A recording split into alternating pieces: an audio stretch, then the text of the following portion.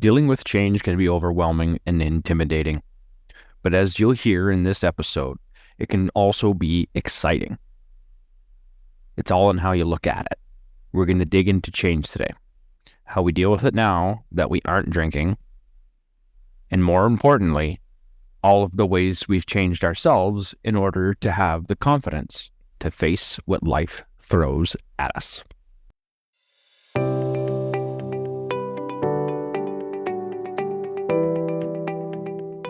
Welcome to Through the Glass Recovery podcast, where we believe that connection is the opposite of addiction, vulnerability is the antidote to shame, and that recovery isn't just rewarding, but it's also a lot of fun.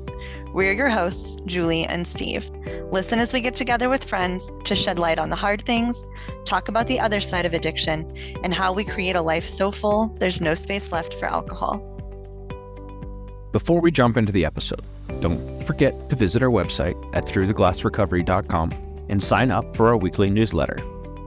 You'll get updates about the podcast, helpful articles to support your recovery, and information about our weekly Zoom support group. Again, that's throughtheglassrecovery.com. Hello, everybody. Welcome to Through the Glass Recovery podcast. So excited to be here with you guys today. I am recording today with what I'm pretty sure is COVID, so I'm really sorry for the state of my voice, but we're going to make do. And also, before we get into intros, I just have to say how freaking amazing the internet is. We are here with someone from France and someone from the UK and someone from Canada and a couple of Americans. And I just think it's incredible that we can get all of these people from across the world together in one place to talk about something that's really important to all of us. So hooray for the internet and Zoom and all of these wonderful things that we have now. With that, we'll go ahead and do our introductions, and we will start with Dan.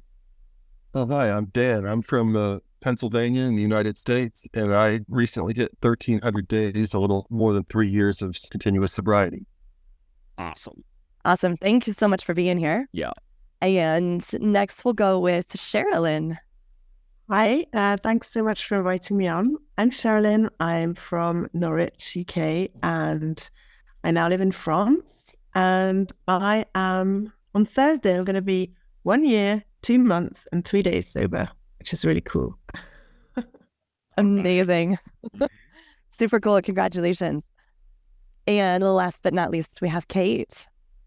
I am Kate, and I'm nearly 22 months. I know on the 21st is my kind of big month day, and I'll be 22 months, which is really exciting. I'm going to be 2 years the week before Christmas is when I gave up.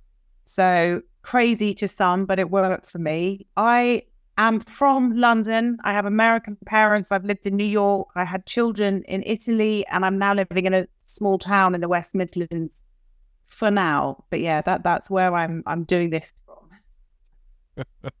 Amazing. And Kate is also a podcast host. Do you want to tell us about your podcast? Yeah. Oh, thanks. Yeah, I've got a podcast with Steph, and it's called The Sober Effect, and it's a fortnightly one, so every 2 weeks. And we kind of talk about the ripple effect and the domino effect of sobriety and drinking. So we don't only speak to sober people, we talk to people dealing with people who drink, whether that's a taxi driver or a nurse in the, ICU, whatever. We've done about 18 episodes, and yeah, I love it. Anything that gets the message out there is great, isn't it? And it seems like at the moment, more and more people are deciding to become sober and deciding to talk about it. And it feels like every time I log onto social media, the community's growing. And I'm so, so happy about it. And a podcast like this, I absolutely love. Yeah, awesome. No, we love your podcast too. And so excited to have you share some of your thoughts with us. And I will include Kate's and Sherralyn's Instagram, social media links, and all of that in the show notes. So make sure you keep an eye out for that. So we know that the number one most common cause of relapse is dealing with difficult emotions. One of the most common things in life that brings up some of those difficult emotions is being faced with change. So that's our topic for today, dealing with and moving through change. We want to hear your stories. What changes have you had to go through since you've stopped drinking? And what can you share with our listeners about what you learned from that experience? I can go first. I think sobriety is all about learning how to pivot and change. And I love to tell this part of the story. I feel like, my bottom moment was this moment when I realized I needed to be there for my daughter and I needed to get sober and I had to do it for her. And it didn't take me too long to realize that it had to be for me, that she could get the benefit of this. But I had to, adjust the way I looked at it. And this had to be to benefit me. And in looking at it that way, it allowed me to start looking inward and to start dealing with a lot of things that I had repressed for years with alcohol and that I had avoided and run from. And that's something that just constantly has to adjust and change along the way. I mean, in the beginning, I needed many, many meetings every day, and now a few less was okay, and I'm all right. It just kind of looking through all the things that I've ever tried to avoid and run away from. And I was telling a story to them in a meeting recently that I did a breathwork session, if anyone's familiar with that. And I really had this kind of image of me sort of as I was when I was drinking, kind of being drunk and berating myself for being who I was. And I just kind of like went to hug that person and be like, it's okay. You're going to be all right. There is another side. And, I wasn't here, but I am now. And it's going to be okay for both of us. So to look at it that way and just kind of be able to make that pivot and that change and realize that maybe some of these things I thought I had really worked out, maybe I've only scratched the surface of them. And I have to go back and kind of restart all of this stuff over again and keep working. And to realize that the old me would have called that failure to achieve. Now it is a chance at continuing the progress I've begun. I think that is absolutely what change in sobriety is. And I think change is not something I have to fear anymore. Maybe a little anxiety, but not to outright fear and avoid. Maybe a little anxiety. Yeah. Well, if we're being honest. Yeah, for sure. For sure. I think I really like what you said, actually, and I think so many people will feel the same way.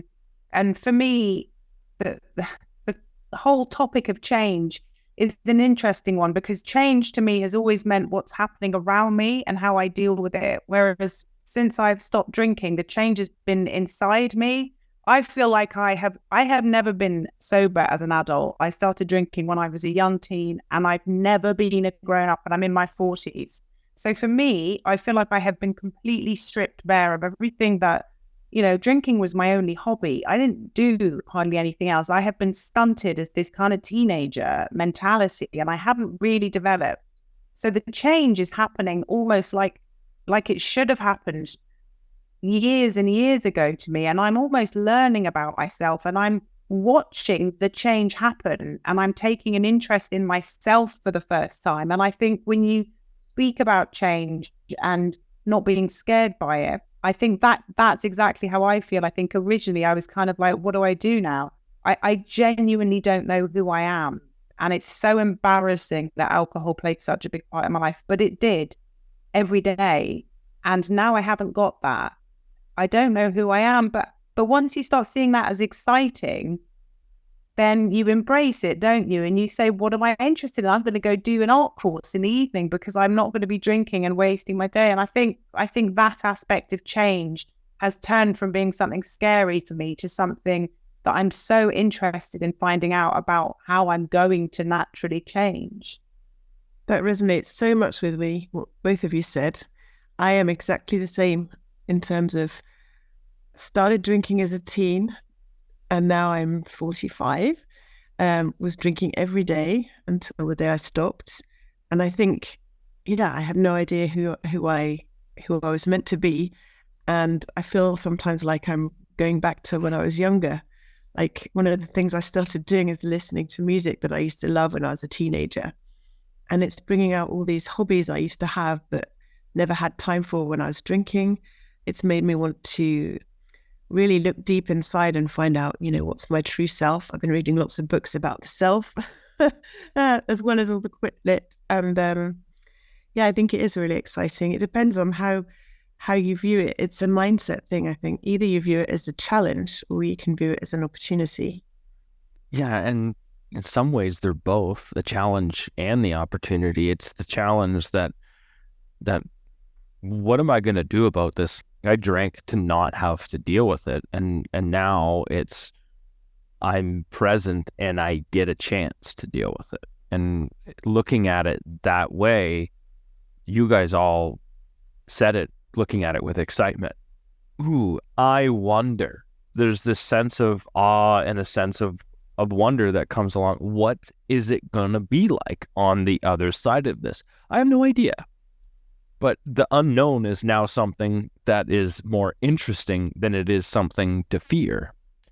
The growth that comes along with that is interesting. It's fun. I think change now, instead of something I fear, is now more fun than it is anything else. It's an opportunity to learn something. There, like you said, Dan, there's a ton of failure in there. There's a ton of failure. I make mistakes all the time, but I'm better for it because I get a chance to go back. I can review it. I can take a look. What am I going to do differently? How am I going to change the way I see it? How am I going to change the way I think? How am I going to approach this situation? There's the internal change inside of me. That's probably the biggest and greatest one. That's what I've heard from all three of you so far. And then there's the places that change, the people that change, because I know there's an enormous people change that has happened in my life too. There's the past people and there's the present people, and a lot of that is very different from what it looked like when I began. Yeah, I agree. Absolutely. I think because we change so much, we maybe attract different kinds of people now into our circle of friends or even acquaintances. And there are also a lot of things, a lot of BS that we're no longer prepared to put up with because we're not numbing with alcohol anymore. I think this is the case for me because I actually lost my job in April. It wasn't really my decision, but it kind of was. So it was a kind of circumstantial thing, but mainly it was because I wasn't prepared to put up with a lot of the BS I was putting up with at work that I'd been putting up with for too long. So yeah, it's because we change inside that things around us change, I think. Sorry, Dan, go ahead. Oh no, that's a good share and a good point. And it's I was really like, when I was drinking, looking for guarantees. I was looking to manipulate people, places, and things into being what I thought the situation determined. And I think that your podcast is interesting there because it deals not only with we the alcoholic, but with the people who had to deal with us. And I really got a good perspective of that the first time I went to like an Al-Anon meeting, and I got to hear how the non-alcoholic got to view all of us during that time, and to see the things that we can't control, which is people, places, and things. Everything else, I tried so hard and it was so miserable because I couldn't figure out why I couldn't control it. And I think the peace came in the acceptance of realizing I can't control those things and I never could. That control was an illusion. So I'm listening to you guys talk about change, like internal change, like us changing as people. And I mean, I know for me, if you look back on the last 2 years, I'm a completely different person than I was. And it's good and it's wonderful. I have control over that. Listening to Dan talk about control, I'm great with the changes happening inside of me because I have control over that. And so I see them as exciting and, as full of opportunity and potential. When things that I can't control around me are changing is when it actually gets really tricky. The thing that comes to mind first is my youngest daughter just got her driver's license. And that is a massive change in our lives. This is my last kid that needed me to drive her around and that needed me to get her places and do things for her. And all of a sudden she's like full on independent, got a job, really has no use for me anymore. And that is a massive change that I have zero control over. And it's like, it's this battle right now between us because I'm like, kind of want to hold on to some amount of control, but then I don't know how much is appropriate to hold on to, and what's good and what's healthy and what just doesn't feel good and I just don't like it, and why am I trying to just control that aspect of it? And there's so much there that is completely outside of what I can control, and that's where it's getting really uncomfortable. Like my own internal changes, I get to decide when I'm going to take the next step or when I'm going to face the next hard thing, and I can choose to step back if I feel like it's too much. And my 16-year-old is not giving me the option to choose to step back. We can't let's slow this down a little bit. Let's, take your driver's license away for a couple months. I wasn't ready. Right. And so it's like super uncomfortable. And that's what we all, with drinking, people who have substance abuse issues, we love our comfort zones. We like to avoid discomfort. And for me, change that I can't control is essentially just massive discomfort.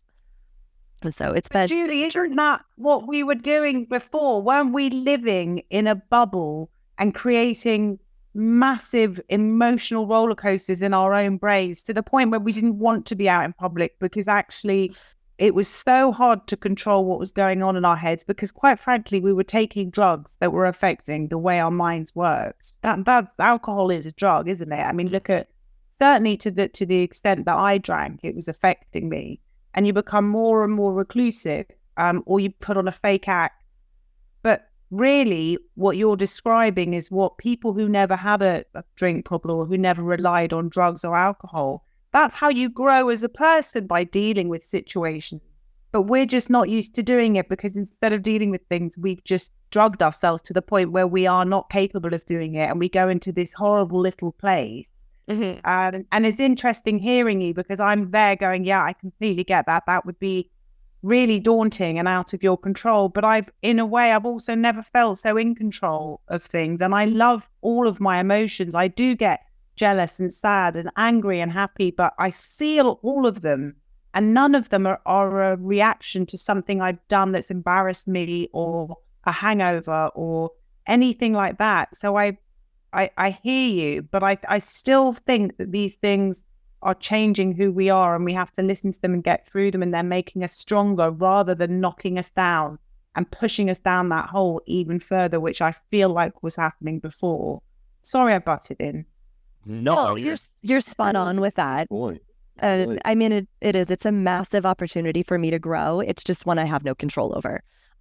And I see that, I recognize that. And I'm definitely moving through it with clarity instead of either just trying to shut it down or trying to get a death grip on the situation and really control it. I mean, that was me before, was just always trying to control everything, like Dan said, and manipulate everything and make it comfortable for me. And I'm not doing that. I'm definitely growing through it. It's a really squirmy feeling to not be able to be in control of it anymore. It is hard. It's hard to just accept it and figure out what I need to do and act like a grown-up, like you were saying, Kate, instead of just drink away all of these uncomfortable feelings. I mean, it's the logical place to end up if you're a person. I mean, for speaking for myself, I hated myself. I absolutely couldn't stand me. I was a terrible person. I was an awful person in every way. And what could a person do with that level of misery? Well, I can deal with the emotional issues that I had, and I can process it, and I can move forward in a healthy way, or I can numb. Well, I mean, I spent many, many years giving numbing a fair chance, and it really ended up in the end, it all just blew up in my face anyway. It wasn't a reprieve. It was delaying for later while piling more problems on top. When it finally exploded, what was I had no real choice but to sit in it and look at it and deal with each thing one after the next, after the next, after the next. And it was daunting and overwhelming, but it was the only way out. And I would definitely say to the person who's struggling in the early days now, it's hard, and it really is hard. But every little minute of agony that you'll ever go through is worth it once you get through there. Could I ask a question of you four? Because I haven't had anything big happen to me in the 22 months, and I'm really scared about the death of a family member, like an elderly. I'm not kind of sitting here being paranoid about my children, but I'm really nervous about a big, dramatic, emotional, because I haven't had to deal with any of that. And I genuinely keep thinking, if I'm gonna slip, it's gonna be that. Have any of you dealt with something really big that you've gotten through? And how did you do that? Because I'm really interested, and it's not something I've ever asked anyone before. So if that is still on topic, I'd love to hear. That is a huge change. For me, it's like, where do I start? Divorce. My in-laws' grandmother passed away. I've moved out. I literally moved out and lived on my own. And then now I've moved out and now I'm living with my parents and I've quit my job. So there's been in 2.5 years, everything's changed. And now my mom just got diagnosed with cancer. So, and here I am, I'm living at home with mom and dad now. There's a whole massive wholesale change. And what I would say to that and how I dealt with it is, you talked earlier about embracing those emotions, right? You have the jealousy, the sadness, all of that stuff. You'll experience some grief and it'll hang on and it will be hard. But the one thing that gives me courage to get through any of that stuff, and the one thing that's given me courage to get through all of it, is knowing that I have a support system to fall on. That is been my bread and butter when it comes to having gone through all of that stuff. Getting to the point where I knew I had to end the relationship with my wife. Getting to the point where I knew I had to leave work. I had to leave that sick environment. Getting to all of those points wasn't easy. The loss. I've been to some funerals. Funerals to me, actually, they're like motivation to not waste my life, because death to me now is like, crap, I'm not that far away from that. So the main thing for me is you have that support system, those people that you lean on right now. You text, you talk with, all of that stuff. Those are the people for me that have, I'll say, saved my life. They've helped me grow. They've helped me get to where I am today. And they're not all the same people that were there a year ago.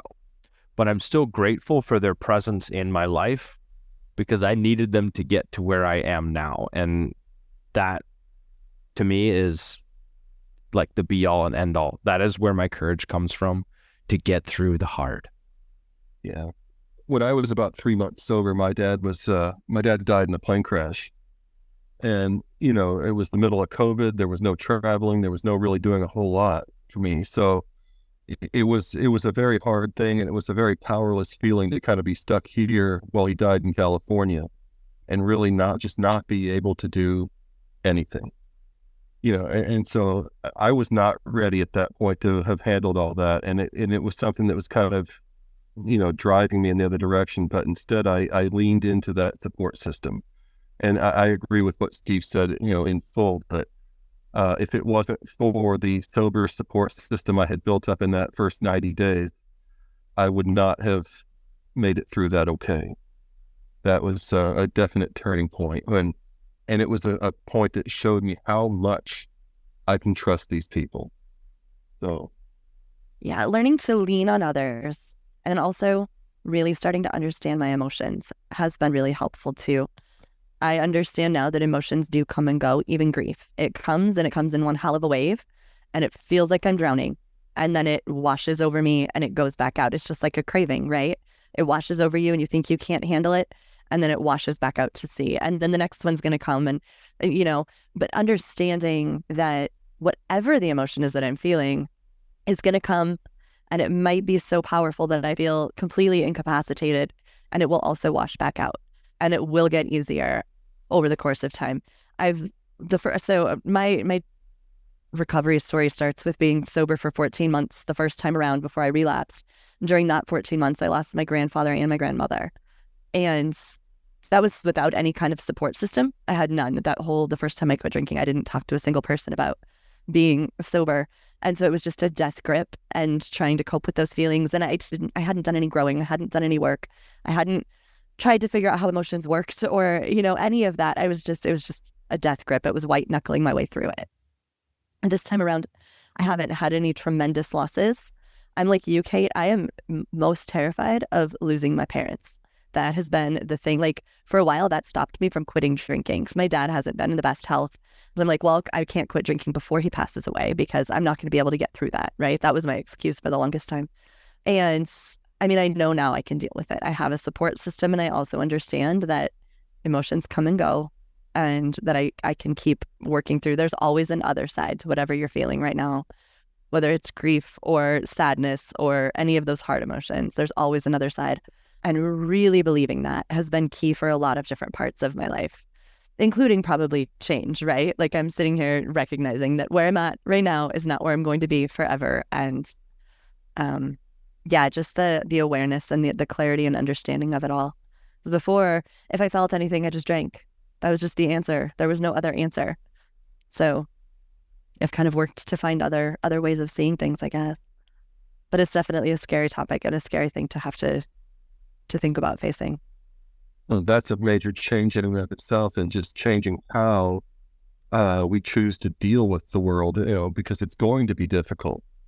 I think that, one of those difficult changes is early on that pink cloud comes and, it's all on top of the world. And when that pink cloud goes, I go into this, oh, well, here's the downside. It's all downhill from here. It's all awful, Eeyore, whatever bull crap I've got next.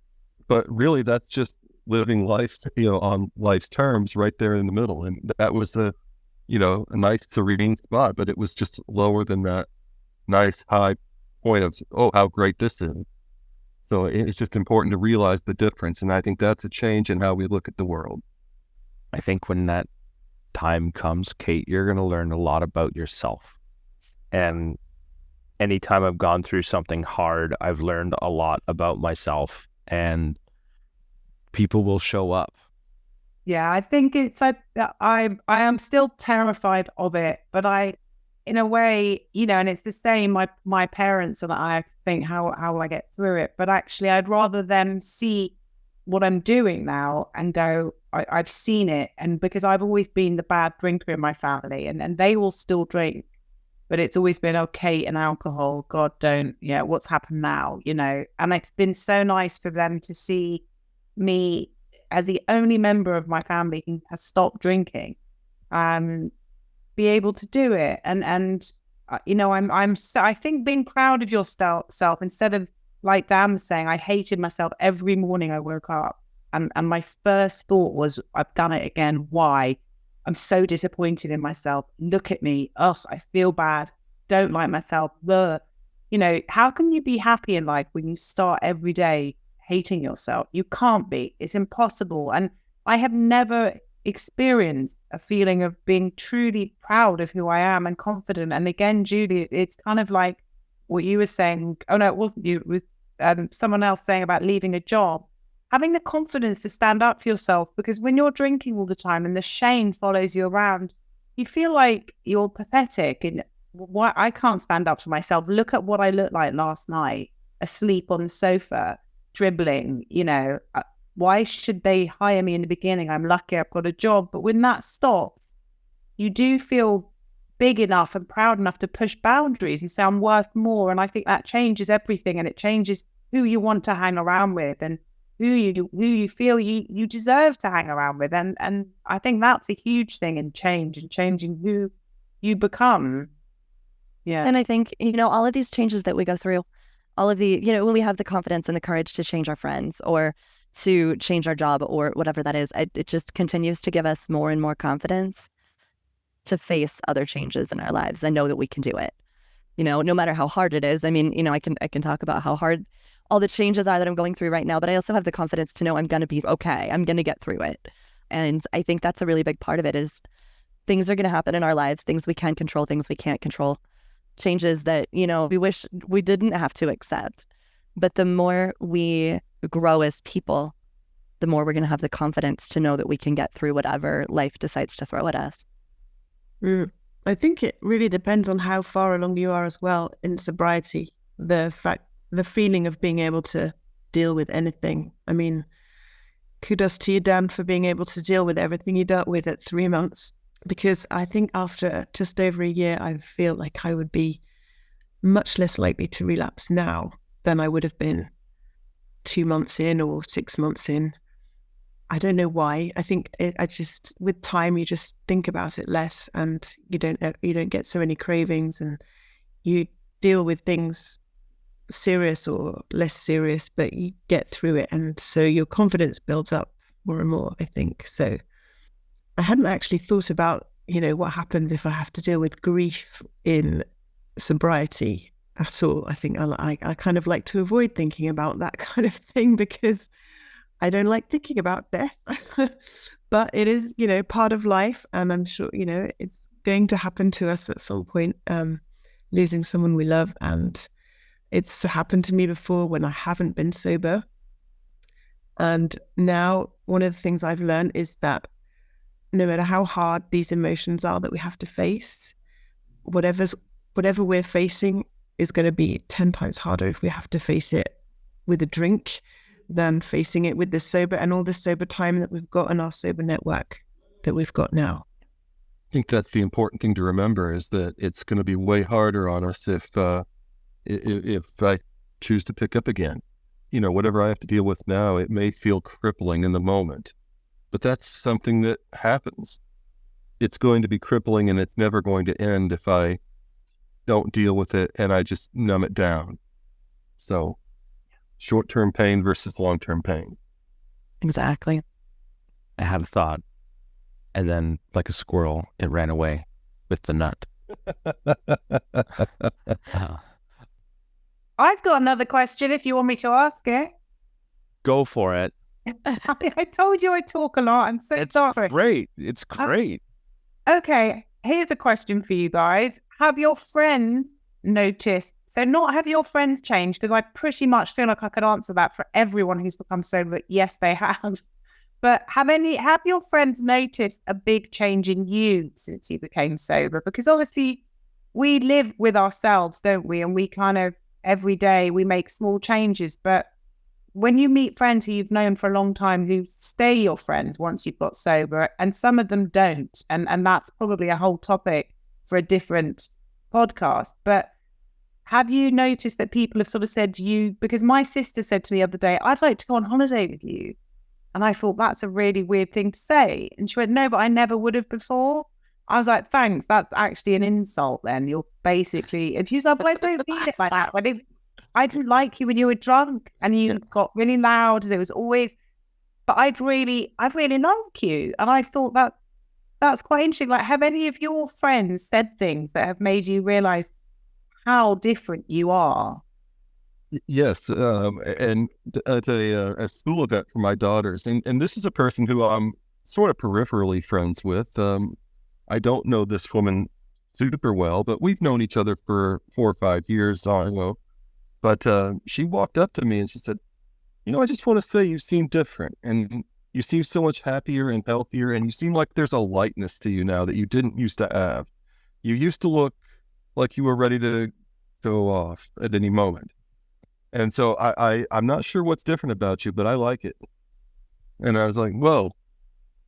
And so I explained to her right there. I told her about it. And, and I all of my friends who are not in recovery, they all know about recovery.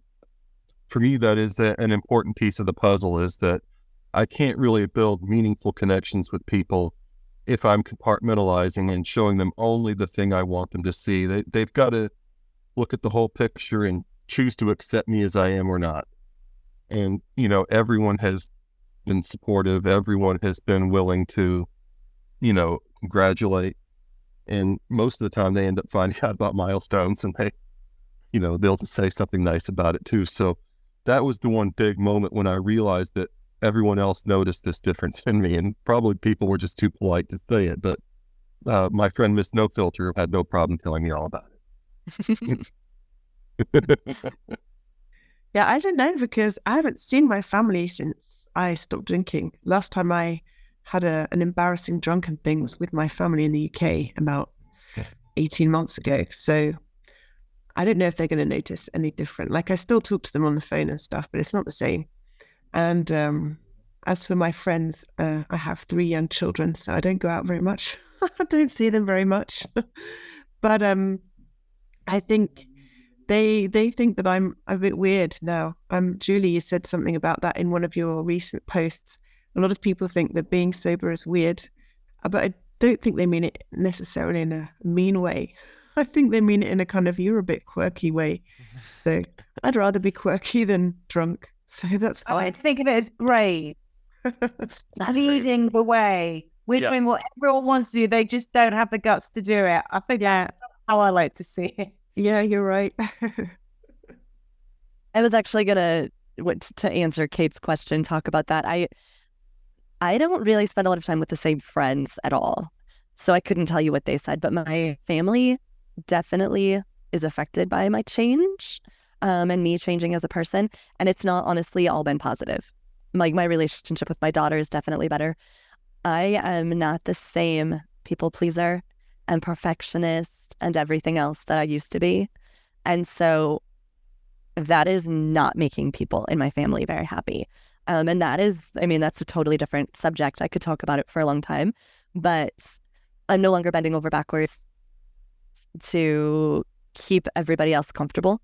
And so it's not been the most positive response from the people in my life that I'm closest to, which is unfortunate, and also makes it really hard to keep making those changes, right? It makes you second guess, and it makes you doubt, and is this really the right thing to be doing? And, you know, I stand up for myself now, and I say no to things now. And so, yeah, it's been a little bit difficult as far as that goes. But definitely me changing as a person has affected relationships.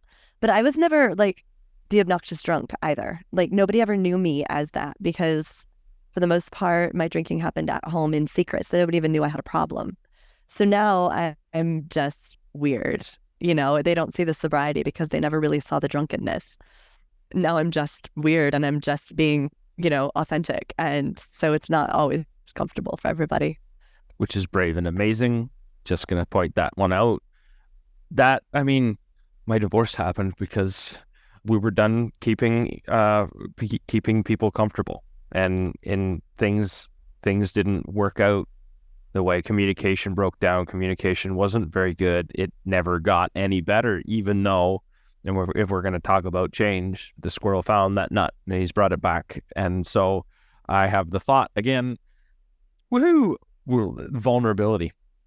It's the one thing I think that brings about so much of the change in my life, is learning how to actually try and speak and be real and be authentic and share how I feel.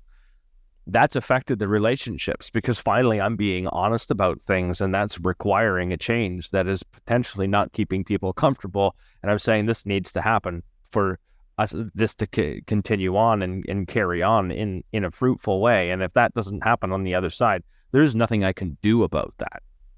I can't change that, but I can change what I'm going to do about it. So that's one of the reasons why I'm divorced now. But at the same time, our relationship is starting to get better after all of the crap that we've gone through. The children are still happy. We still communicate fairly decently.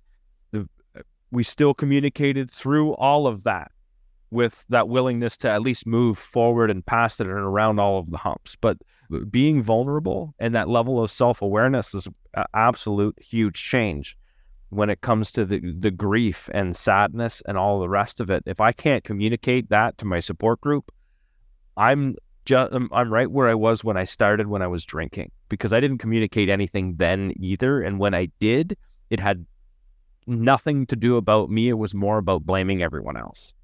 So our communication is so important, isn't it? Because if you're not honest about who you are, how can you expect other people to see who you really are? You don't attract the right people.